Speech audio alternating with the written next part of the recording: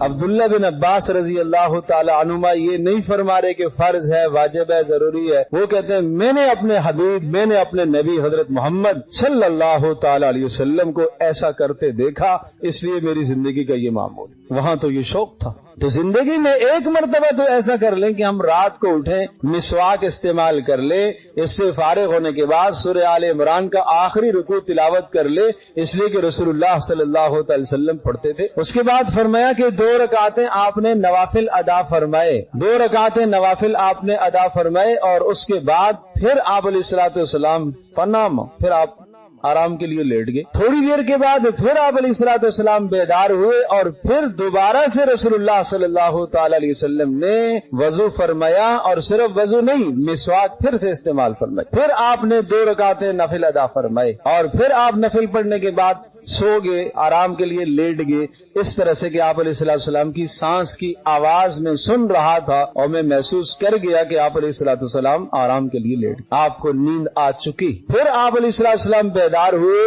پھر آپ نے وضو فرمایا، پھر مسواک استعمال کی ساتھ، اور پھر آپ علیہ السلام نے 2 رکعتیں پڑھی، اس کے بعد آپ نے 3 وتر ادا فرمائے، پھر صبح صادق ہو گئی، اور پھر آپ نے فجر کی 2 سنتیں ادا کی۔ ایک عمل تو اس طرح سے نقل کیا ہے کہ بیچ میں 2 کے بعد آپ سوتے رہے، یہ عبداللہ بن عباس رضی اللہ تعالی عنہما نے یہ آپ علیہ السلام کا عمل نقل کیا۔ اور یہ بھی عمل ہے کہ پیارے پیغمبر صلی اللہ تعالی علیہ وسلم رات کے آخری حصے میں اٹھتے تھے اور ایک ساتھ ہی نوافل ادا فرما لیا کرتے تھے۔